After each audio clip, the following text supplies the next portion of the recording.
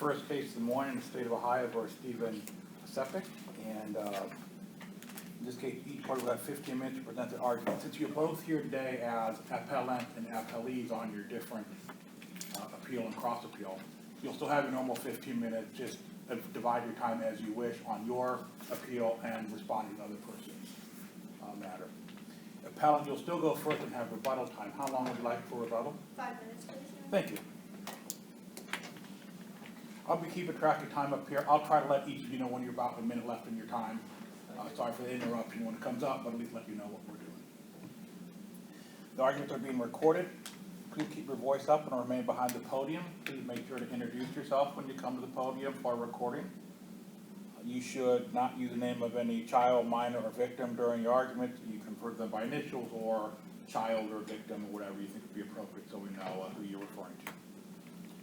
Consider the read your brief and are ready to proceed whenever you are.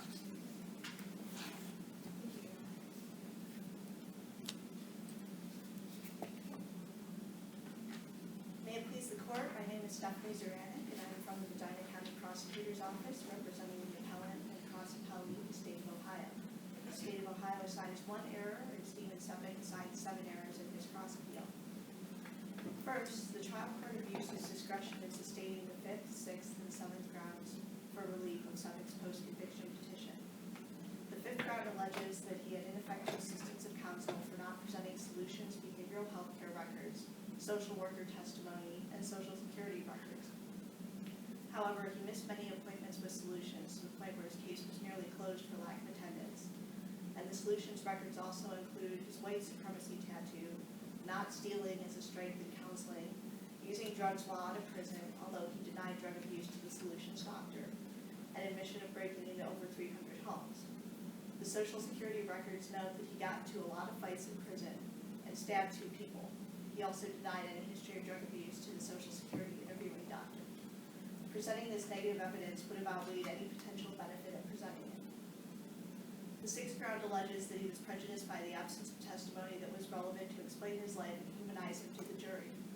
Both Cepec's uncle and brother testified in the mitigation phase, and Cepec's brother stated that he was never physically, emotionally, or sexually abused as a child.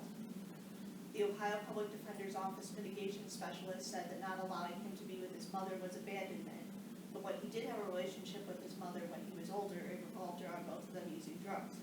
It would not have been beneficial for a small child to be involved with a drug-using mother. After Cepec got out of prison, Cepec's father testified that he would try for a little bit and then revert to pre-existing behavior. He and his stepmother had to watch Cepec at the store because Cepec would steal things. This testimony would have shown Cepec's negative behavior after being released from prison. The 7th ground alleges ineffective assistance of counsel for failing to present testimony of a childhood friend, that friend's mother, and the 6th grade teacher. The friend testified at the post-conviction hearing that he did not want Cepec in his house because he thought Cepec would steal things, and that Cepec was his first guest when his mother told him one of his classmates was charged with murder. The friend's mother testified that she only heard going to the Cepec home 10 to 12 times over summer, and that it could have been yelling or loud talking. The jury was already aware from Cepec's uncle's testimony that the household could be turbulent. The teacher testified that Cepec had a temper, got into trouble often, and she met with Cepec's stepmother quite a few times. However, this also means that Cepec's stepmother cared enough about him to go to school. The teacher always had a feeling that Cepec would be in trouble as an adult. This testimony would have added nothing of value, as stated in Bobby v. Van Hook from the United States Supreme Court. Now we turn to Cepec's allegations that he received ineffective assistance of counsel, which he did not. Of course, the familiar Strickland standard is that the defendant must show that the counsel's performance was deficient and that the deficient performance prejudiced the defense. The 1st ground alleges that trial counsel failed to present testimony regarding relevant and significant mitigating factors from a psychological standpoint. There was a clinical psychologist who testified at trial who was qualified as an expert. He testified about Cepec's substance use, family background, and test results. His express purpose was to find mitigating factors and discuss them. The 2nd ground alleges that trial counsel failed to present mitigating evidence regarding Cepec's character, history, background, and extensive history of substance abuse, including failure to hire a substance abuse expert.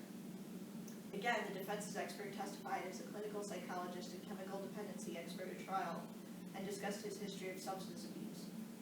In a case out of the Ohio Supreme Court, State versus Jackson, the Supreme Court found no need for substance abuse expert to testify since a clinical psychologist testified about the defendant's drug use, so that there was testimony about drug use during the trial.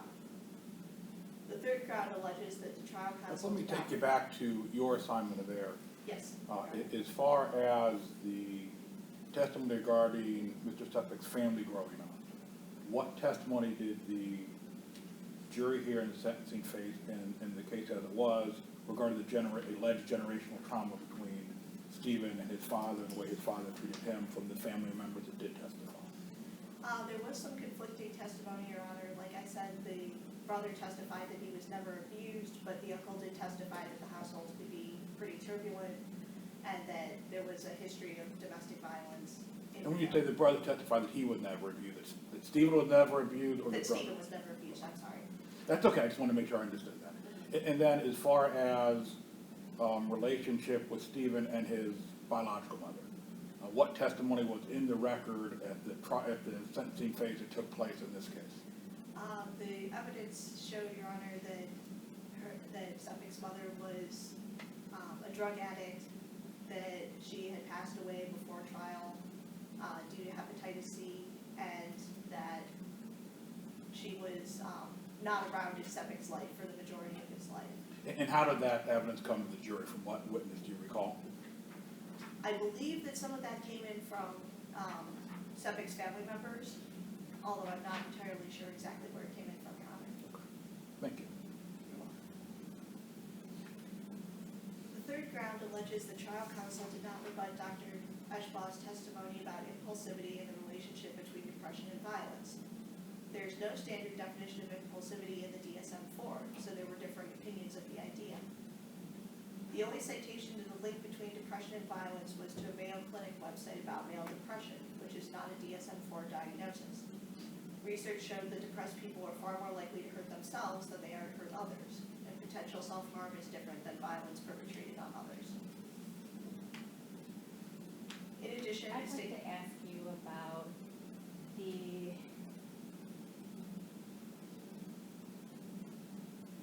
lack of findings of facts and conclusions of law on 2 grounds.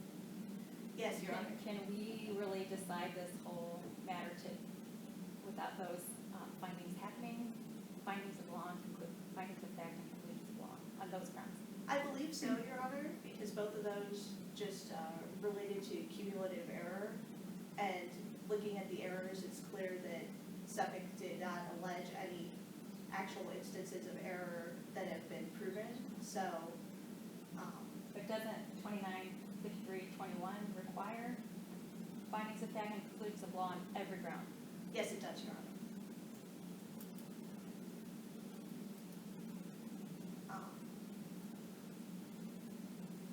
The state's expert testified that substance abuse was problematic as a mitigating factor because Cepec did not make efforts to get his substance abuse problems treated. The allegation that he was never offered any treatment for his substance abuse is incorrect. He was supposed to go to Oriana House for both mental health and substance abuse issues. However, he checked himself out after only 4 hours at Oriana House. The fourth ground alleges the trial counsel failed to present testimony from a neuropsychologist. There was a neuropsychologist who tested Cepec, and his test results showed that he was malingering. The defense's expert's test results showed that he was distorting the results of the test. And the defense expert stated that compared with his history, the intelligence screening looks like it was kind of a low estimate. Trial counsel had the strategic discretion to present the test results or not. The ninth ground alleges the trial counsel failed to adequately prepare Cepec's former employer and parole officer to testify in the mitigation phase of trial. The former employer testified that Cepec stopped showing up for work and was associating with questionable people, which are not factors weighing in his favor. The reply brief also says that Cepec suffered from significant mental health and substance abuse issues which were not treated while the parole officer supervised him. The parole officer actually made it mandatory for him to go to Solutions, which he did not do on a regular basis. And he did not take his mental health medication on a regular basis. And as stated previously, he was placed at Oriana House but left after only 4 hours. The 10th ground alleges that trial counsel did not refute evidence of Cepec's malingering on tests. The doctor who worked with Cepec at Solutions said that he was cooperative supervised well, but that does not rule out malingering. There were also inconsistencies in statements that Cepec gave to the Social Security doctor after his release from prison. Counsel, you are down to a minute in your initial time. 1 minute left in your initial time, Counsel. Thank you. The 13th ground alleges that trial counsel did not present evidence from the solutions care provider from an expert regarding his release from prison. Introducing this evidence would have also introduced evidence regarding Cepec's excessive time in prison. The criminology professor could have testified that lack of education, lack of skills for the labor market, and weak relationships with family are factors for being a chronic offender. But Cepec got his GED while incarcerated, was able to maintain a job until he stopped showing up, and had strong support from his father, as shown in his father's Social Security notes. 14th ground alleges that trial counsel did not present testimony from a neuropsychologist to refute assertions of malingering and to state that Cepec has difficulty processing information. The defense's own mitigation expert said that he believed Cepec was distorting the results of the test. There was testimony that Cepec had a learning disability, but also testimony that the only reason he was considered to have a learning disability was that he had a high IQ but was not achieving in proportion to that. And Counsel, let me know your initial 5 minutes are up. Would you like to continue or save it all for a moment? I'd like to save it for a moment. Very good, thank you.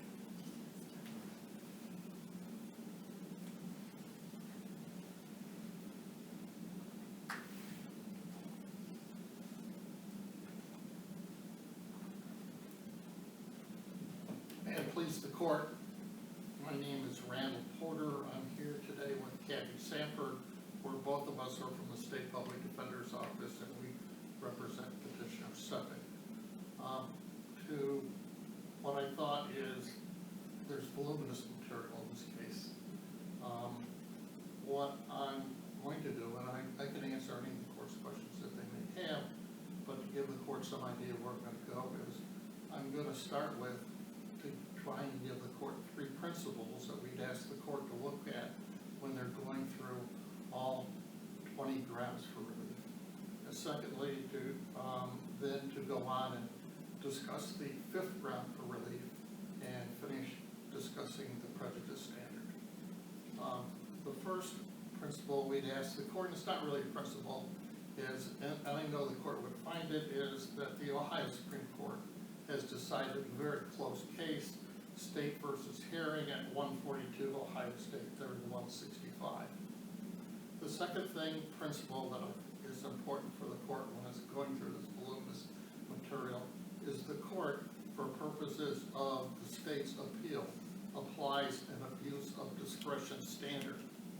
It becomes critical in this case, and I know it is in all cases, but in this case you had 3 witnesses that testified that was very emotional, and somehow I just can't bring that for the court, and I know that's one of the reasons the abuse of discretion standard is there. In fact, the trial judge noted with respect to the father's testimony, the father testified, quote, "No father should outlive his kid, you know, his kids." And his father at that point was tearing up.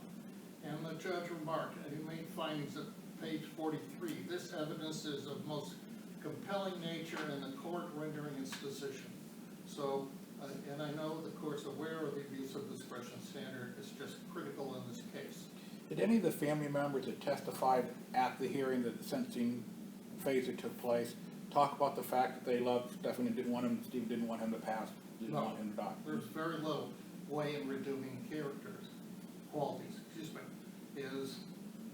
and the witnesses were so far apart. They called an uncle that was 8 years older than him, and a younger brother that's 10 years younger than him, which would have had really very little background knowledge about Cepec and what went on, especially if you imagine if you have a 10-year-old sibling in your family, what little they know about you growing up.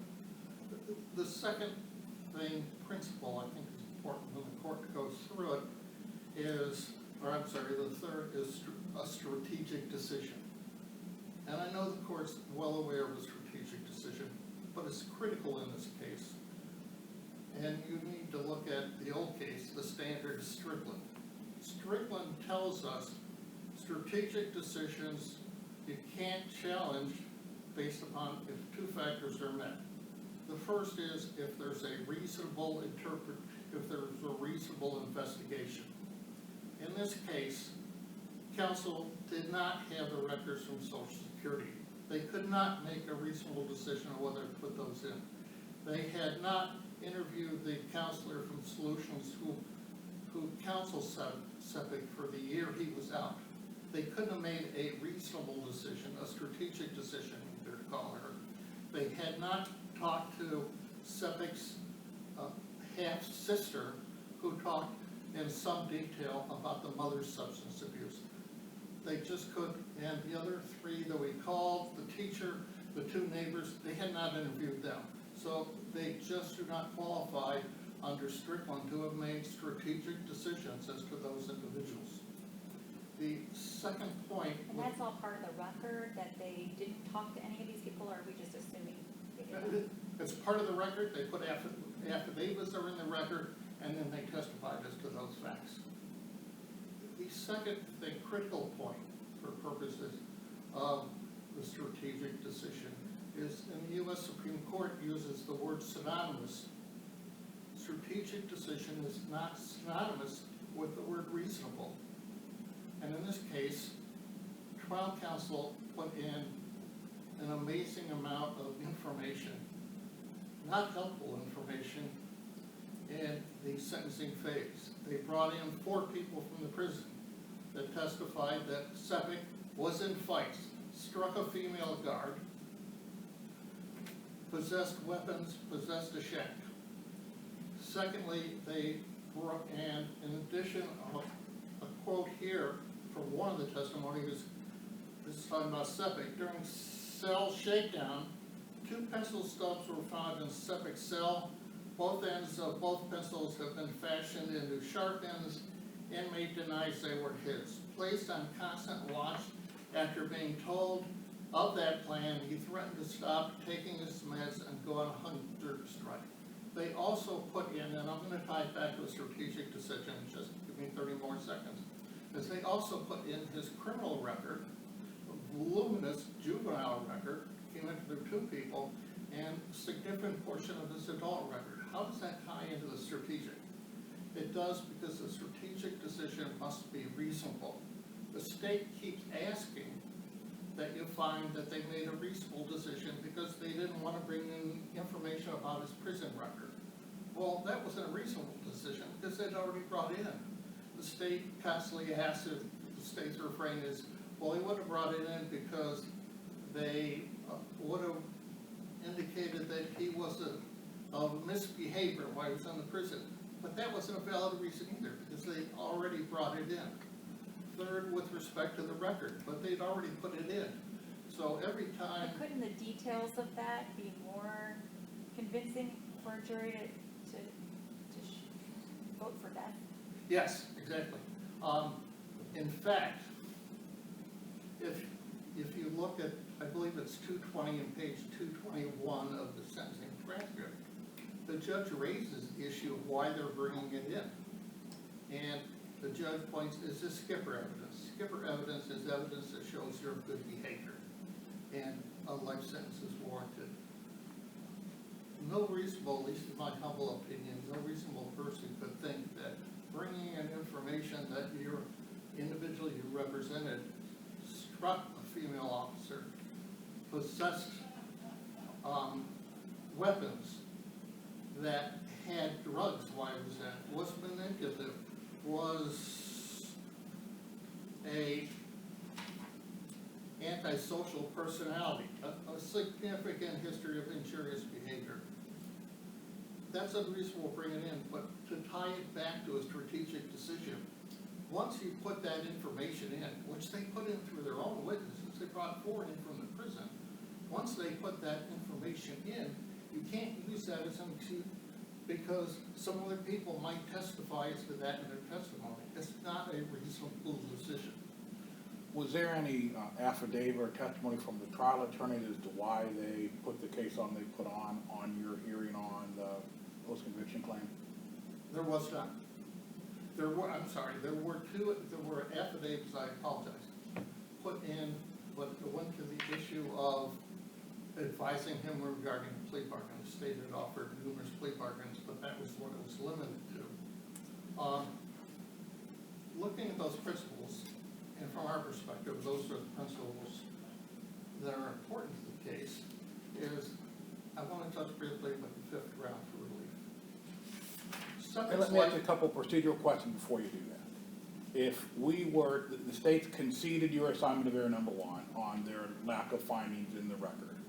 If we were to find in your favor on that issue, at this point in time, would our remedy be to remand for just that, to have that finding effect, and then come back on all of the other assignments of error? Should we rule in your view on all the assignments of error now, other than that?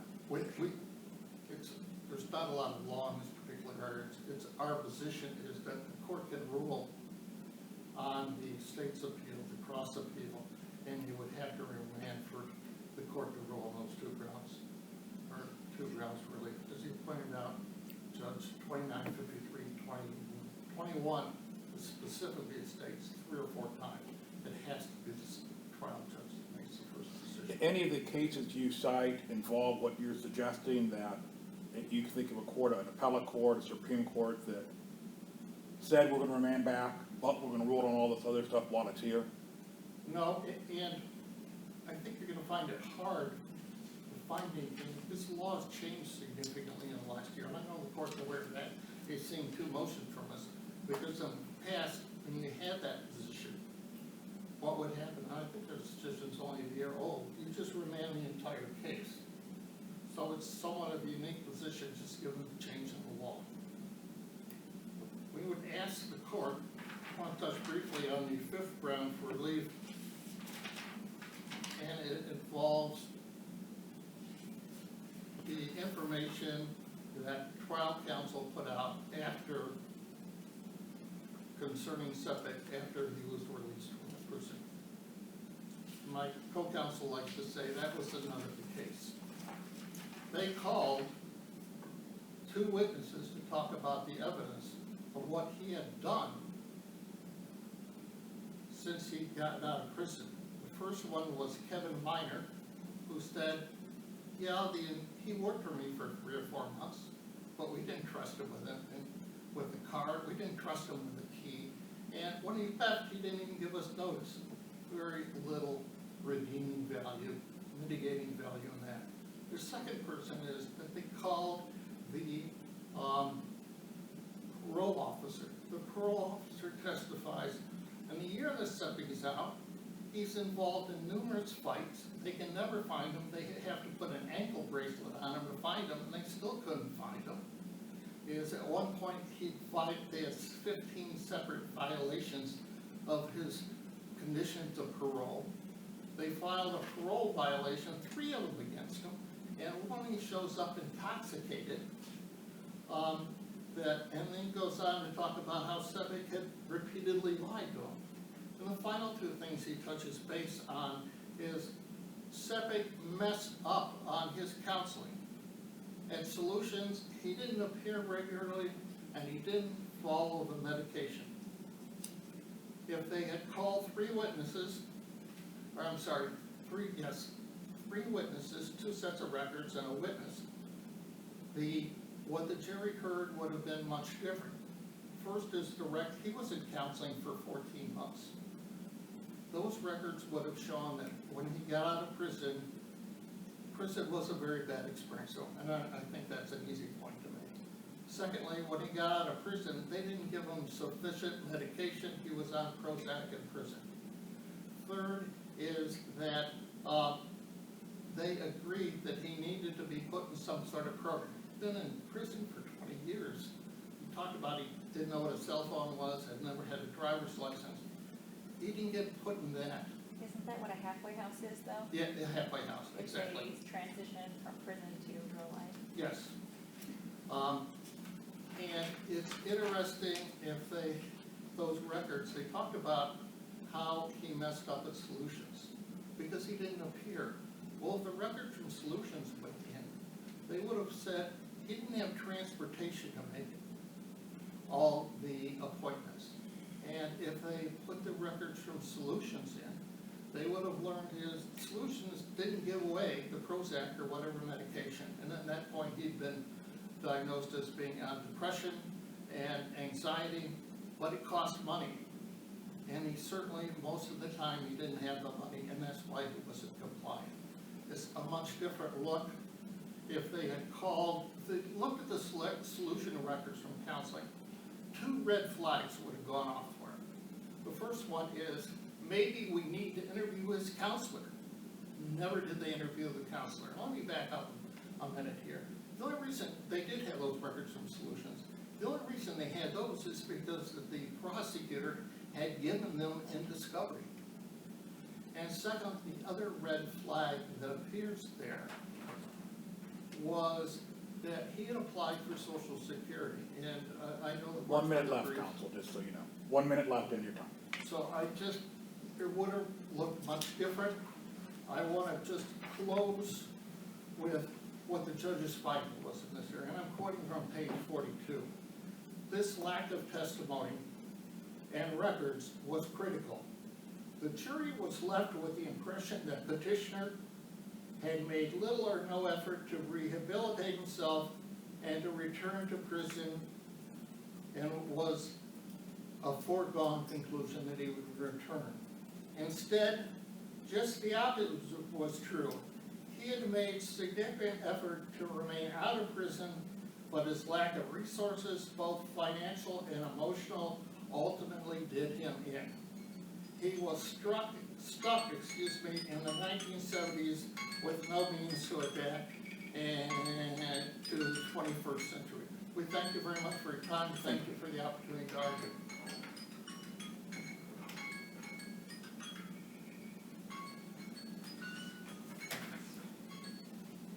Sorry.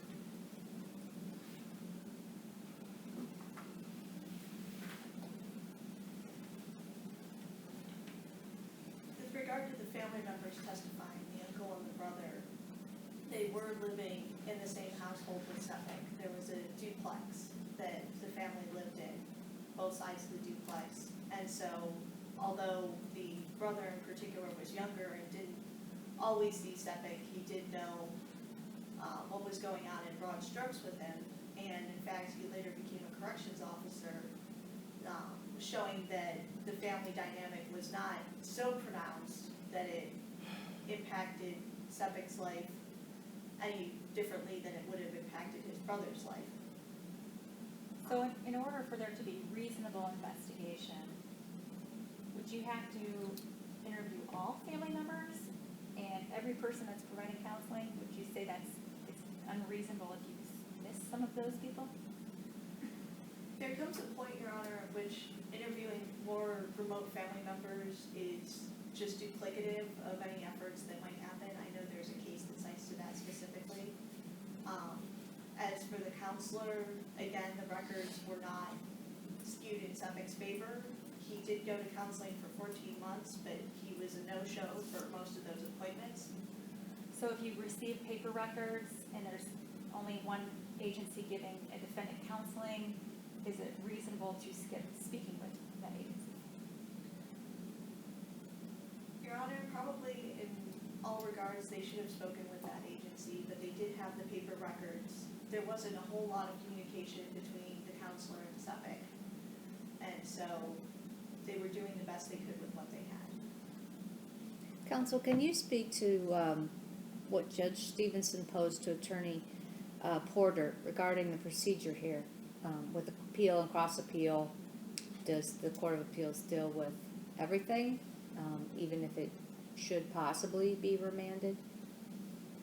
Well, I think we've agreed that it should be remanded on the 16th and 20th grounds for relief, but I think that there's enough evidence in the record to show that the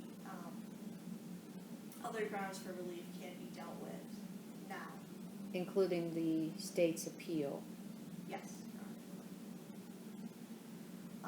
With regard to the testimony that Cepec struck a female corrections officer, it was stated at the time that it was a hypothetical, and that the jury was reminded also before closing arguments that closing arguments are not evidence, which is where the second reference to him striking a female corrections officer came in. Even when Cepec had the opportunity to enter back in society that did not involve transportation or money, he didn't take it. He he wouldn't finish any odd jobs that he took, according to his father, and he did leave the cleaning job with no explanation.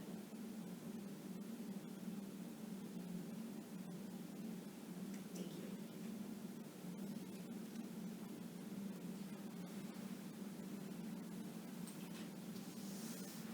And I thank you both for your presentation today.